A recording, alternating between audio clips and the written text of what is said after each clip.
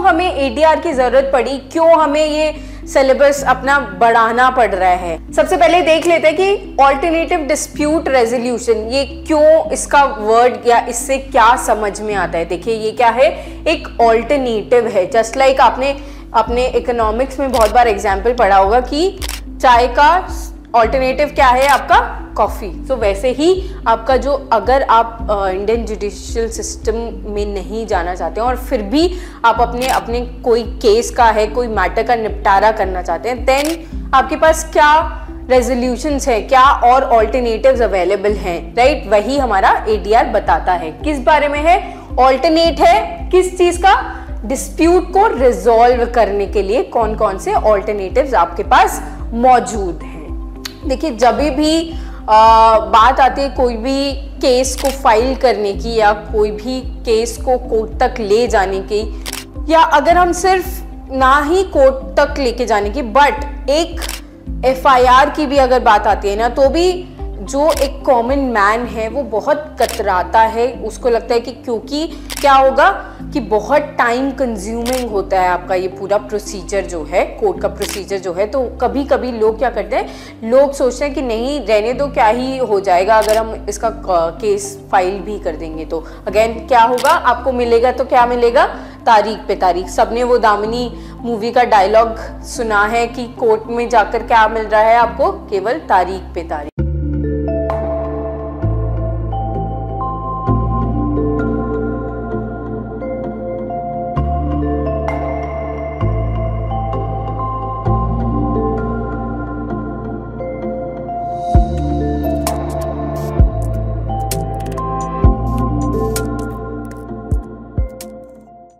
Hello everyone, स्वागत है आप सभी का सिंह लॉ अकेडमी में। आज का जो हमारा लेक्चर सीरीज शुरू होने वाला है वो है एडीआर के बारे में।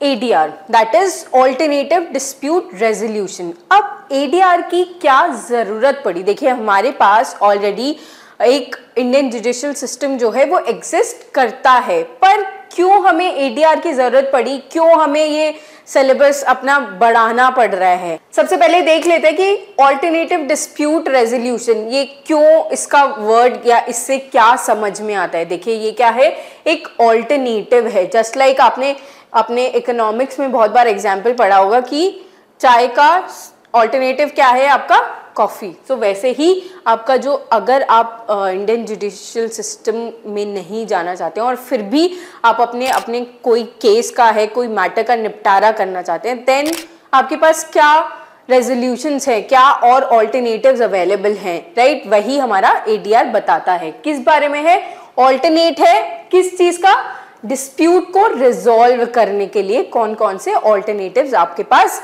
मौजूद हैं। देखिए जब भी बात आती है कोई भी केस को फाइल करने की या कोई भी केस को कोर्ट तक ले जाने की, या अगर हम सिर्फ ना ही कोर्ट तक लेके जाने की बट एक एफआईआर की भी अगर बात आती है ना, तो भी जो एक कॉमन मैन है वो बहुत कतराता है। उसको लगता है कि क्योंकि क्या होगा कि बहुत टाइम कंज्यूमिंग होता है आपका ये पूरा प्रोसीजर जो है, कोर्ट का प्रोसीजर जो है। तो कभी कभी लोग क्या करते हैं, लोग सोचते हैं कि नहीं रहने दो, क्या ही हो जाएगा अगर हम इसका केस फाइल भी कर देंगे तो। अगेन क्या होगा, आपको मिलेगा तो क्या मिलेगा, तारीख पे तारीख। सबने वो दामिनी मूवी का डायलॉग सुना है कि कोर्ट में जाकर क्या मिल रहा है आपको, केवल तारीख पे तारीख, राइट। अब एडीआर की नीड क्यों अराइज हुई, आपने देखा कि लोग जो हैं वो कोर्ट नहीं जाना चाहते हैं। क्यों नहीं जाना चाहते हैं, टाइम कंज्यूम हो रहा है उनका बहुत ज्यादा, राइट। उनकी एनर्जी बहुत वेस्ट हो रही है बेसिकली। बट इसके पीछे कुछ रीजन भी है कि ऐसा क्यों है, इतनी पेंडेंसी क्यों है, इतनी तारीखें आपको क्यों मिल रही हैं। देखिए ऐसा तो है नहीं ना कि जजेस जो है वो अपने विम्स एंड फैंसीज के हिसाब से आपको वो पर्टिकुलर 2 महीने की डेट, 2 महीने के बाद की डेट जो है वो दे रहे, नहीं, ऐसा तो नहीं है। क्योंकि वो ऑलरेडी ओवरबर्डन्ड हैं, इसीलिए आपके साथ ऐसा हो रहा है। अब वो ऐसा क्यों हो रहा है, देखिए एक डेटा है नेशनल जुडिशियल डेटा, राइट। उसके हिसाब से अगर हम बात करें तो क्या बोलता है कि 4.6 करोड़ केसेस जो हैं वो अभी इंडिया में पेंडिंग हैं, राइट। जिसमें से सबसे ज्यादा जो केसेस आपके कहां पे हैं, डिस्ट्रिक्ट और तालुका लेवल में हैं। जो सबसे निचली अदालतें होती हैं उनके अंदर पेंडेंसी जो है वो बहुत ही ज्यादा है, दैट इज 4.1 करोड़। मतलब आप लगभग मान लीजिए कि 70 to 80% जो आपकी पेंडेंसी है वो केवल डिस्ट्रिक्ट कोर्ट में है, राइट। देन कुछ और केसेस जो हैं वो हाई कोर्ट में पेंडिंग है और बहुत ही कम रेयर केसेस हैं जो सुप्रीम कोर्ट में पेंडिंग है।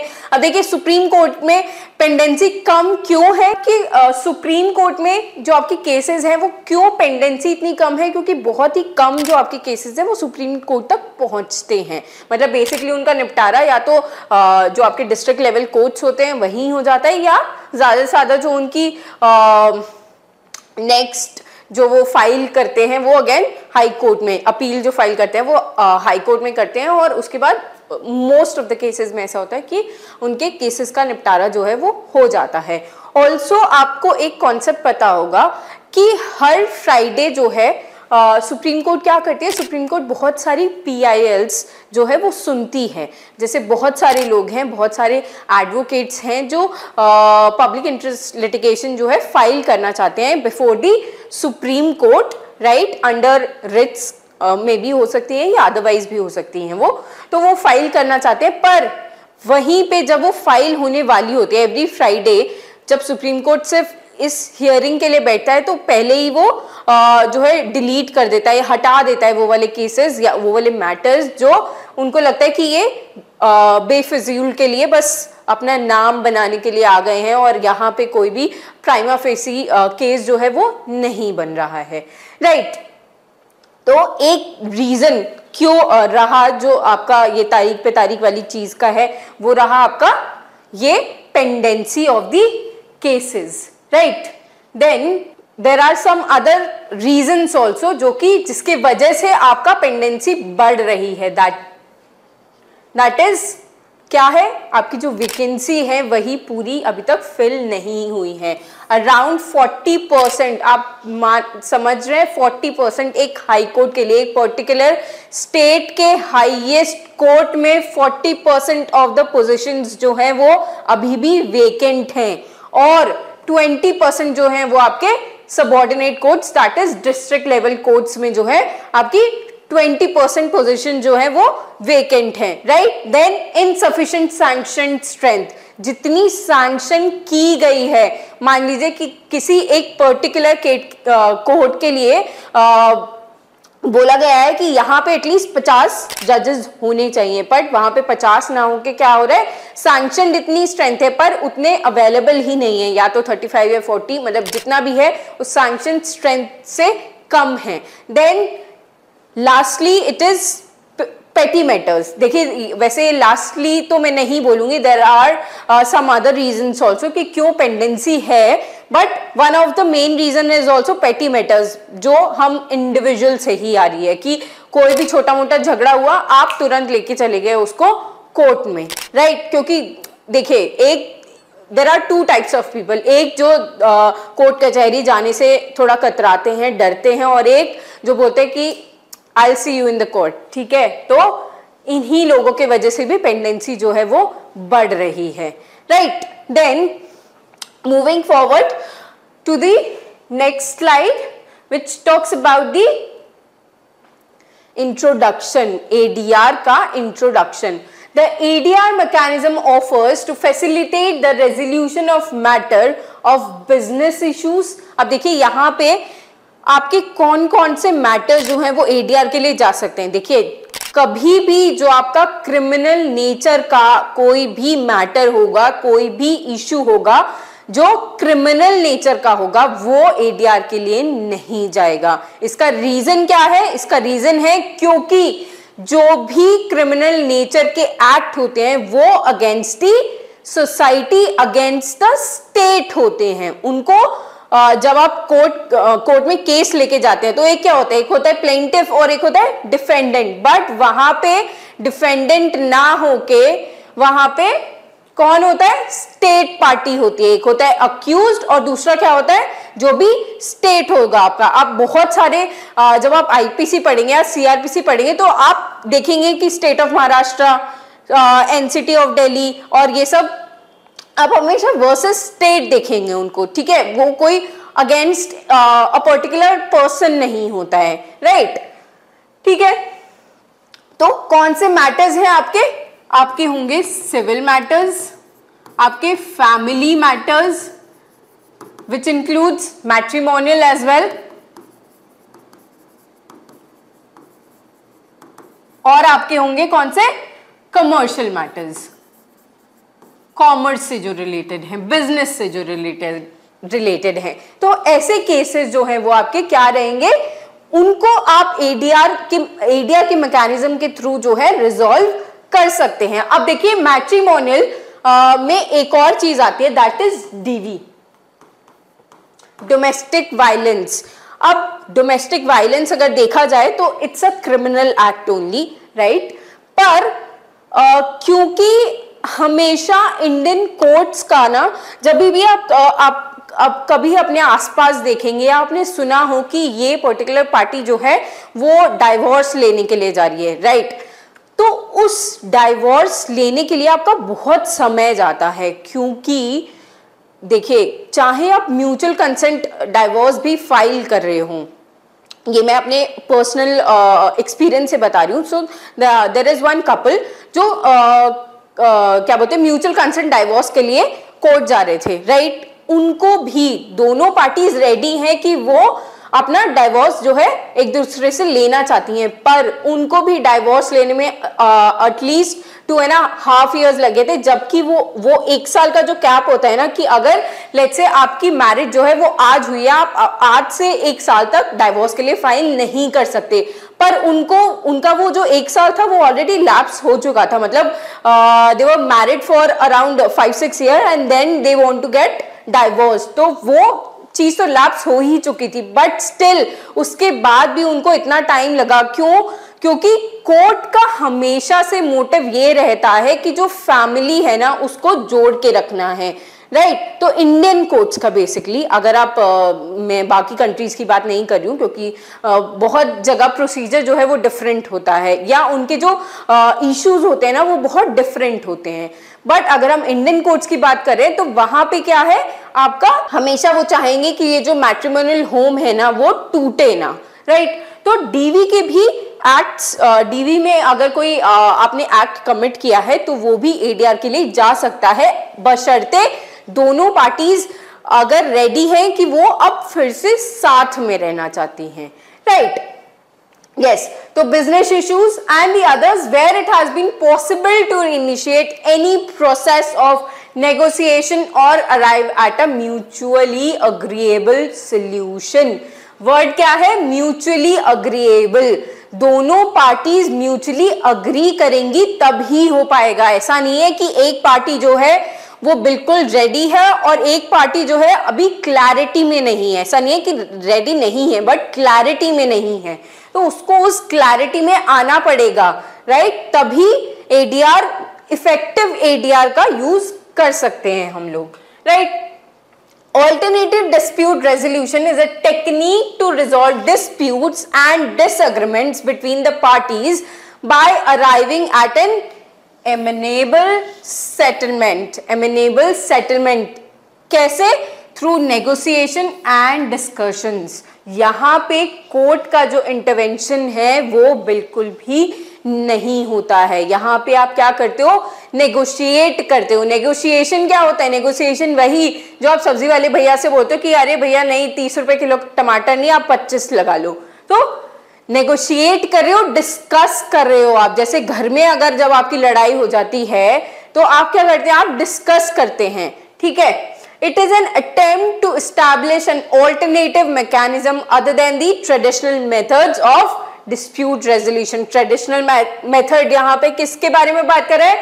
जो इंडियन जुडिशियल सिस्टम जो ऑलरेडी एग्जिस्ट करता है, राइट? मूविंग फॉरवर्ड एक बार बैकग्राउंड देख लेते हैं हम एडीआर का। ADR supplements the legal system, does not supplants it. ये एक बहुत ही important सेंटेंस है आप लोगों के लिए. ADR supplements. सप्लीमेंट क्या है? देखिए आपने आजकल ये चीज जो है बहुत चलन में है कि आपको सप्लीमेंट्स लेने हैं. आपको प्रोटीन चाहिए तो उसका सप्लीमेंट मिल जाएगा, आपको कोई विटामिन अगर डेफिशिएंसी हो रही है तो उसका सप्लीमेंट मिल जाएगा. पर वो एक सप्लीमेंट कर रहे हैं. वो इसका मतलब ये नहीं है कि आप खाना छोड़ दें, आप वेजिटेबल्स खाना छोड़ दें, आप डेयरी प्रोडक्ट्स जो है वो खाना छोड़ दें. नहीं, you have to take them, right. तो उसी तरीके से एडीआर सप्लीमेंट करता है लीगल सिस्टम को, ना कि सप्लांट्स, मतलब ना कि उसको ओवरराइड कर दे रहा है, राइट. अभी भी जो आपका लीगल सिस्टम है उसका अस्तित्व को हिला नहीं सकता एडीआर. ठीक है, एडीआर लाया गया ताकि लोगों के लिए इजी हो जाए. ऐसा नहीं है एडीआर इसलिए लाया गया कि ताकि हम लीगल सिस्टम को जो है बिल्कुल हटा ही दें. नहीं, right. Background: the ADR system is not a new experience for the people of this country. It has been prevalent in India since time immemorial. अब आप जब भी देखेंगे, अगर आपने कुछ पुरानी जो सीरीज जैसे अशोका की सीरीज थी और भी बहुत सारी सीरीज जो हैं वो आई हैं, तो उनमें जब आप देखेंगे ना तो वहां पे क्या होता था कि अगर आपका कोई छोटा मोटा विवाद हो रहा है तो वो कौन सॉल्व कर दे रहा है? वो वहीं के विलेजेस जो हैं वही सॉल्व कर दे रहे हैं, राइट. तो दिस देखिए एडीआर या ऑल्टरनेटिव डिस्प्यूट रेजोल्यूशन या आर्बिट्रेशन, जो उसके 4 डिफरेंट टाइप्स ऑफ एडीआर जो इंडिया में अवेलेबल हैं, हो सकता है उनका नाम इंडियंस ने ना दिया हो, पर ये जो कॉन्सेप्ट था ना ये बहुत पुराने कालों से जो है वो चला आ रहा है. चाहे हम अगर वैदिक पीरियड की भी बात करें ना, तो वैदिक पीरियड में भी जो है कुल और जनपद और ये सब जब आप डेफिनेशंस पढ़ते हैं तो उसी में हमें पता चल जाता है कि एट दैट टाइम ऑल्सो जो आपके छोटे मोटे विवाद होते थे तो वो वहीं के लोग जो है क्या करते थे, वो बेसिकली उनका काम क्या है, वो जो वहां के विलेजेस हैं उनका काम क्या है, वो भी आपको नेगोशिएशन के लिए ही जो है प्रेरणा दे रहे हैं ना. वो बोल रहे हैं कि नहीं ठीक है, आप ऐसे नहीं, आप ऐसे कर लीजिए, राइट. आप गलत बोल रहे हैं या आप सही बोल रहे हैं. उनका काम जज करने का नहीं होता था, जो आज कोर्ट का काम है. कोर्ट क्या करता है, अपना जुडिशियल माइंड जो है वो किसी भी इश्यू पे अप्लाई करता है, जबकि एडीआर में ऐसा नहीं होता है, राइट. तो चाहे आप वैदिक पीरियड देखें, गुप्ता पीरियड देखें या मुगलों का भी आप समय देखें, तो वहां पे भी क्या होता था, वहां पे भी आपके जो विवाद होते थे वो एमिकेबली, म्यूचुअली जो है वो आप डिसाइड कर सकते थे. ठीक है. Then there is one very important saying, that is justice delayed is justice denied. ये शायद जब आपने सोचा होगा कि हमें लॉ करना है, या आपने सोचा होगा कि बहुत ज़्यादा पेंडेंसी है कोर्ट्स में, या हमें कुछ करना है, अगर हम लीगल एड की बात करें या हमें कुछ करना है अपने देश के लिए, तो आपने ये लाइन जो है बहुत सुनी होगी, justice delayed is justice denied. तो बेसिकली अगर वही आपको तारीख पे तारीख मिलती जा रही है, देन क्या जो आपके फेवर में भी केस डिसाइड हो रहा है, क्या उसका कोई क्या वो आपके लिए इतना इम्पोर्टेंट है, क्या वो उतना महत्व रखता है आपके लिए उन 50 सालों के बाद, अगर आपके फेवर में कोई जजमेंट आ रहा है तो, राइट. तो दिस इज ऑल्सो इम्पॉर्टेंट कि आप सिर्फ आप ये नहीं देखेंगे कि आपको जस्टिस मिल रहा है, बट टाइमली मिलना चाहिए, राइट. ठीक है, टाइमली आपको जो है जस्टिस मिलना चाहिए. यस, मूविंग फर्दर देख लेते हैं कि क्या क्या एडवांटेजेस है एडीआर के और क्या क्या डिसएडवांटेज है. एडवांटेजेस क्या है? Firstly it is flexible in nature, right. क्योंकि यहाँ पे जो आपका जुडिशरी है उसका इतना ज्यादा इंटरवेंशन नहीं है, इसलिए जो एडीआर का जितना भी प्रोसेस है, मतलब डिफरेंट टाइप्स ऑफ एडीआर, जो टाइप्स ऑफ एडीआर अभी हम नेक्स्ट स्लाइड्स में पढ़ेंगे, तो वहां पे क्या है कि एडवांटेज क्या है आपकी कि फ्लेक्सिबल है. आप अकॉर्डिंग टू द पार्टीज, जैसा पार्टीज चाह रही हैं वैसा ही आपका प्रोसीजर जो है वो हो सकता है, right. Then speedy in nature. Again सबसे पहली चीज जो हमने डिस्कस की थी कि क्यों लोग जुडिशरी या लीगल सिस्टम की ओर नहीं जाना चाहते, क्योंकि वो बहुत टाइम कंज्यूमिंग होता है। जबकि एडीआर क्या है, एडीआर में अगर हम जैसे जैसे आगे बढ़ेंगे, हम आर्बिट्रेशन एंड कंसिलिएशन एक्ट है 1996 का, वो जब हम पढ़ेंगे या जब हम नेगोशिएशन और ये सब चीजें पढ़ेंगे तो हम देखेंगे कि वहां पे ऑलरेडी आपको टाइम स्पेसिफाई किया गया है कि आपको इतने समय में ये सोल्यूशन जो है निकालना है। अगर सोल्यूशन नहीं निकाल रहे तो आपको एक क्या बोलते हैं, बता देना है कि नहीं, ये इस पर्टिकुलर टाइप ऑफ एडीआर से जो है रिजॉल्व नहीं हो पा रहा है, इसको जो है लीगल सिस्टम में ही जाना पड़ेगा, राइट। तो स्पीडी है, देन कॉस्ट इफेक्टिव रहता है, राइट। इतना पैसा, क्योंकि वहां पे बार बार डेट्स आपको मिल रही हैं, आपको बार बार वकील का जो है खर्चा देना है। जबकि ये क्या है, यहाँ पे आपको जो एडवोकेट्स है वो उनकी उतनी जरूरत नहीं पड़ती है, क्योंकि यहाँ क्या हो रहा है, यहाँ नेगोशिएशन हो रहे हैं, डिस्कशंस हो रहा है। अब वहां पे नेगोशिएशन और डिस्कशन किसके बीच में होगा, पार्टीज के बीच में होगा, राइट। तो वहां पे जो एडवोकेट्स है उनको आपको फीस नहीं देनी पड़ रही है, तो कॉस्ट इफेक्टिव इन नेचर है। अब आप बोलेंगे कि मैम ये तो यहाँ पे तो एडवोकेट्स का यूज ही नहीं हो रहा, तो हमें क्यों पढ़ने को मिल रहा है, हम तो भाई कल के एडवोकेट्स हैं ना, हम तो आने वाले समय में एडवोकेट्स बनेंगे, तो हम क्यों किसी को बताएंगे कि एडीआर के लिए चाहिए। देखिए सिर्फ जब आप एडवोकेट्स एक्ट पढ़ेंगे अपना, तो आपकी सिर्फ ड्यूटी ये नहीं होती है, आपका मतलब राइट हो गया बेसिकली ये कि आपको बेसिकली आप कोई किसी भी पर्सन को रिप्रेजेंट करेंगे, बट वहीं आपकी ड्यूटी भी होती है कि आप दूसरों को भी उनके राइट्स के बारे में बताओ। एंड इफ यू फील कि ये कोई पर्टिकुलर केस ऐसा है जो अदरवाइज रिजॉल्व हो सकता है, तो आप वो भी बताएंगे, right. Then select your own arbitrator और मीडिएटर। अगेन फ्लेक्सिबिलिटी का ही एक सब पॉइंट इसको कह लीजिए कि आप अपने हिसाब से कोई आर्बिट्रेटर या कोई मीडिएटर जो है वो चूज करते हैं, ठीक है। आपकी अपनी इच्छा के हिसाब से चीजें चल रही होती हैं। Results can be kept confidential. आप देखेंगे कि जो डिस्ट्रिक्ट कोर्ट के वैसे केसेस होते हैं, जो जजमेंट्स आती हैं, वो खैर इतना अवेलेबल नहीं होती हैं ऑनलाइन, पर जो हाई कोर्ट या सुप्रीम कोर्ट की आती है, they are all available on the different sites, right. तो जबकि यहाँ के जो रिजल्ट्स होते हैं, जो भी अवार्ड आपका आएगा या जिस भी डिसीजन पे आप पहुंचेंगे, वो क्या रहेंगे, वो कॉन्फिडेंशियल ही रहेंगे। Then preserves relationship.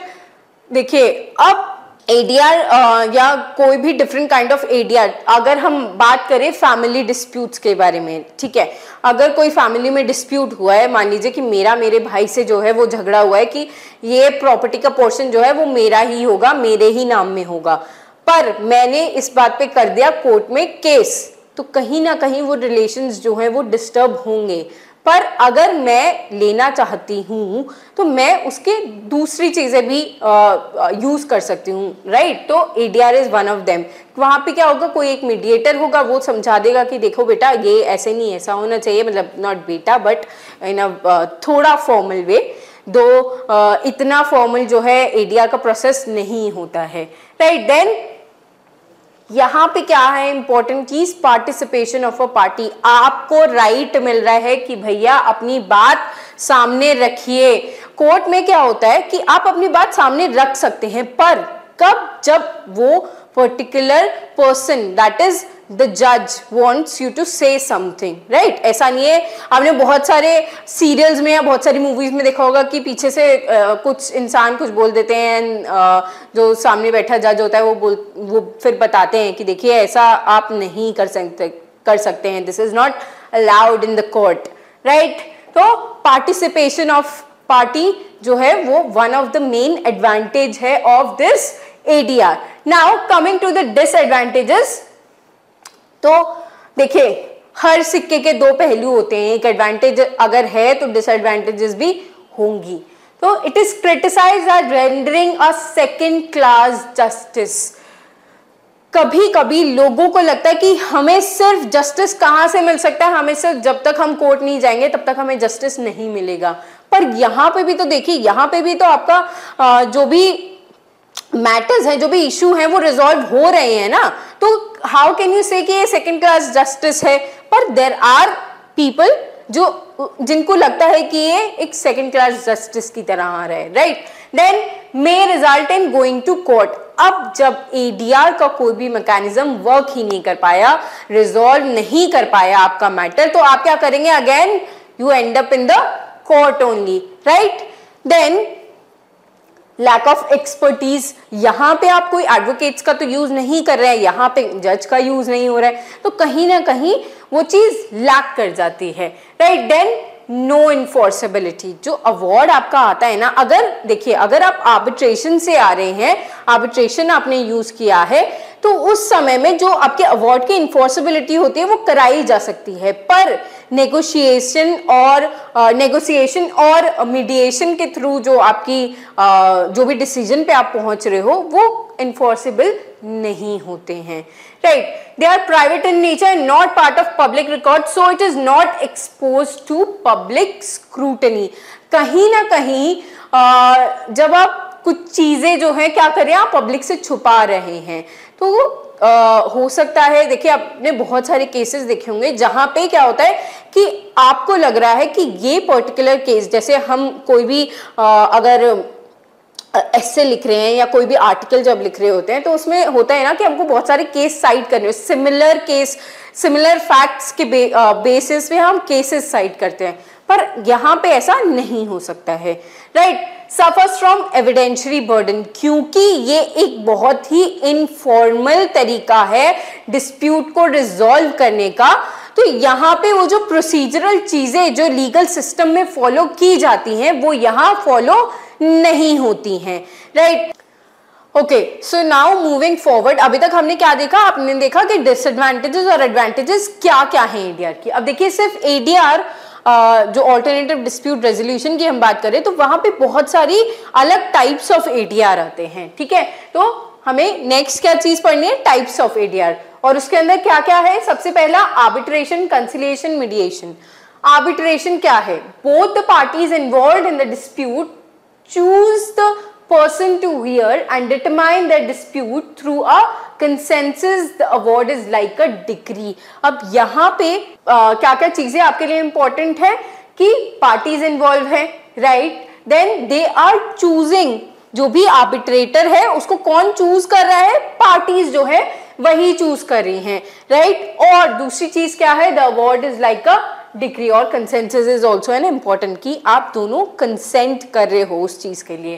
देन जो आपकी अवार्ड होती है ना वो एक तरीके से डिक्री ही मानी जाती है। डिक्री क्या होती है? डिक्री जो भी कोई आप जजमेंट पे पहुंच रहे हो सिविल मैटर्स में, सिविल कोर्ट के द्वारा जो भी जजमेंट दी जाती है उसको डिक्री बोला जाता है, राइट? वैसे आप जब इन डेप्थ पढ़ेंगे सीपीसी में तो आपको पता चलेगा कि डिक्री और जजमेंट भी जो है वो दोनों एक डिफरेंट चीजें होती हैं, राइट? उनके बीच में भी डिमार्केशन है, ठीक है? तो अवार्ड जो होती है वो डिक्री होती है, और उस डिक्री को आप कह सकते हैं कि उसको कंसेंट डिक्री की तरह माना जाता है। कंसेंट डिक्री क्या होती है? जब आप कोर्ट में ही, आपका केस जो है वो कोर्ट में ही चल रहा है, क्योंकि डिक्री हमेशा कोर्ट ही पास करता है, राइट? तो वहां पे दोनों पार्टीज जो है कंसेंट करिए कि ठीक है हम म्यूचुअली इस चीज पे अग्री करना चाहते हैं, तो वैसे ही सेम नेचर आपका जो आर्बिट्रेशन के थ्रू आपका अवार्ड आ रहा है उसका भी नेचर वही कंसेंट डिक्री जैसा ही माना जाता है।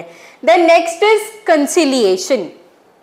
The parties, however, are not obliged or are not bound by the conciliation. देखिए यहाँ पे अवार्ड को जो है वो आप डिक्री की तरह ट्रीट करें, मतलब उसकी इन्फोर्सेबिलिटी है, जबकि कंसिलिएशन में क्या है? They are not obliged or not bound by the conciliation, in a sense that negotiations can be carried out until the parties arrive at a mutually pleasing settlement. Conciliator is active participant. यहाँ पे कंसिलिएटर का काम जो है ना वो उस बड़े बुजुर्ग की तरह है जो आपको बताता है कि ऐसा कर लीजिए वैसा कर लीजिए, वो उस तरीके से पार्टिसिपेट कर रहा है, राइट? जबकि जो आर्बिट्रेटर का काम होता है ना, आर्बिट्रेटर का काम जो है वो बेसिकली जज जैसा ही होता है, राइट? आप इनफॉर्मल तरीके से उसको जज ही मानिए, राइट? जबकि कंसिलेटर का काम ऐसा नहीं है। कंसिलेटर एक्टिवली पार्टिसिपेट करता है जब भी कोई डिस्कशन या नेगोशिएशन पार्टीज के बीच में चल रहे होते हैं।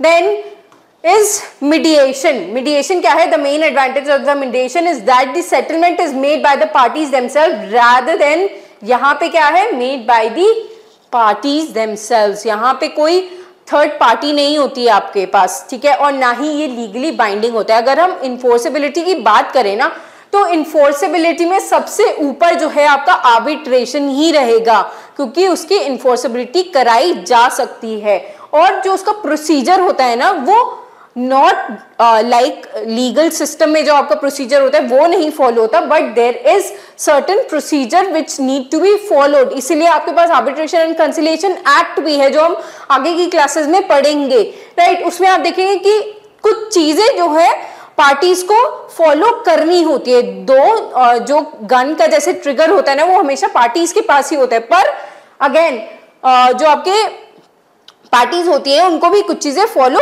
करनी पड़ती हैं, right.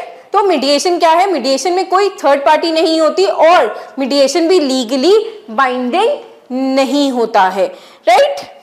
Next is judicial settlement inclusive of लोक अदालत। अब जो आपका जो ये लोक अदालत आया कहाँ से है, बेसिकली आपका एक्ट है, वो वहीं से जो है लोक अदालत का कॉन्सेप्ट लेकर आए हैं। इन लोक अदालत disputes the pre litigation stage, litigation शुरू नहीं हुई है, pre litigation stage could be settled amicably established through legal services authority act. तो एक्ट कौन सा आपका, लीगल सर्विसेज अथॉरिटी एक्ट, जिसकी वजह से आपका जो है लोक अदालत आए। अब देखिए लोक अदालत जो यूजुअली होता है वो सैटरडेज और संडेज को जो है कोर्ट लगाती हैं, सैटरडेज और संडे को जो है वो कोर्ट लगाती हैं, राइट। वहाँ पे कैसे, मोटर व्हीकल के जैसे आपको पता होगा कि आपके जो अब चलान्स जो आते हैं वो क्या होता है, सीधा आपके फ़ोन पे आ जाते हैं, आपको पता होता है कि ये पर्टिकुलर चलान जो है हेलमेट का है, रॉन्ग पार्किंग का है, या जो भी चलान है उसके बारे में बात कर रहा है। तो आप क्या करेंगे, आप जाएंगे कोर्ट, आप बात कर, मतलब आप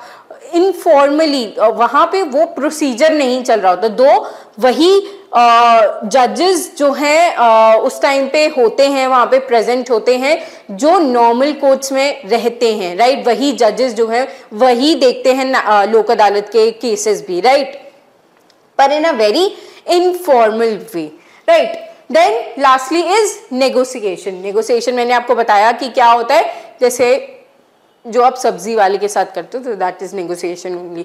a non binding procedure, again binding नहीं है, इन्फोर्सेबिलिटी नहीं है, in which discussions between the parties are initiated without the intervention of any third party with the object of arriving at a negotiated settlement. तो मीडिएशन में भी आपके पास कोई third party नहीं है, और नेगोशिएशन में भी आपके पास कोई थर्ड पार्टी नहीं है। केवल थर्ड पार्टी का इन्वॉल्वमेंट कहाँ कहाँ है, एक तो आपका आर्बिट्रेशन में, दूसरा आपका कंसिलिएशन में, और तीसरा जब आप जुडिशियल सेटलमेंट मतलब आप लोक अदालत के प्रोसीजर से अगर जाना चाह रहे हैं, वो आपने ऑप्ट किया हुआ है, तो वहां पे भी थर्ड पार्टी का जो है प्रेजेंस होता है, राइट। नाउ मूविंग फॉरवर्ड, देख रहे थे कि कौन कौन से लीगल प्रोविजंस जो हैं जो इम्पोर्टेंट हैं हमारे लिए, जिसकी वजह से बेसिकली जो आपका ये पूरा एडीआर वैसे आया है ना, कोई भी आप एक्ट में अगर चेंजेस देखेंगे, अभी रीसेंट का अगर मैं आपको बताऊं, क्रिमिनल अमेंडमेंट एक्ट जो 2013 में आया था, तो वहां पे क्या हुआ था, जस्टिस वर्मा कमेटी बनी थी, ठीक है। तो ये कमिटीज जो हैं वो रिकमेंडेशंस देती हैं कि ये पर्टिकुलर चेंजेस जो हैं अब हमें करने पड़ेंगे अपने इन एक्ट्स के अंदर। तो ये भी जो एक्ट लाया गया ना, वो कहां से लाया गया, मलिमट कमेटी की रिपोर्ट के द्वारा, राइट। मलिमट कमेटी रिपोर्ट के द्वारा ये सब चेंजेस जो है लाए गए। ये जो आप देख रहे हैं ना सेक्शन 89 ऑफ सीपीसी, ये पहले नहीं था, पर इसको ऐड किया गया बाय दिस, जो भी इनकी रिकमेंडेशन थी इस रिपोर्ट में जो लिखा गया था, उसके अकॉर्डिंगली चेंजेस लाए गए, ऐड ऑन किया गया, राइट। तो सबसे पहले legal provision constitution of India से हम शुरू करते हैं। तो कॉन्स्टिट्यूशन ऑफ इंडिया का आर्टिकल नंबर 51 क्लॉज डी, और ये जो है डीपीएसपी में फॉल करता है, right, directive principle of state policy में जो है फॉल करता है। 51 डी क्या बोलता है कि अगर कोई भी इंटरनेशनल डिस्प्यूट अराइज हुआ है, तो आप क्या करेंगे, आप जो है आर्बिट्रेशन के थ्रू उसको रिजॉल्व करने की कोशिश करेंगे। देन सेक्शन 89 ऑफ सीपीसी, ठीक है, जो अगेन इसके बाद लाया गया।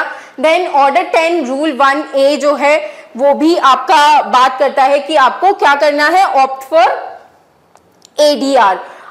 एक और जो आपका ऑर्डर है that is order 32, order 32 rule 3A।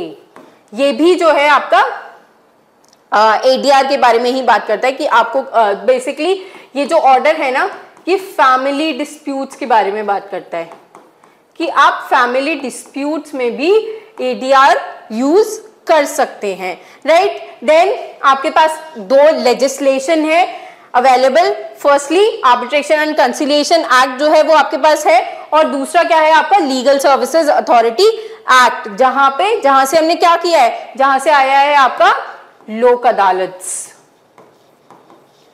तो ये कुछ एक्ट्स है, कुछ प्रोविजंस है जो आपके पास हैं, जहां से आपको पता चल सकता है कि कौन कौन सी चीजें हैं जहां से हम एडीआर को फॉलो करना, एडीआर को यूज करना हमने ऐसे शुरू किया, ये चेंजेस लाकर, ये नए एक्ट्स लाकर, ये नए प्रोविजंस ऐड करके अपने एग्जिस्टिंग एक्ट्स के अंदर, राइट।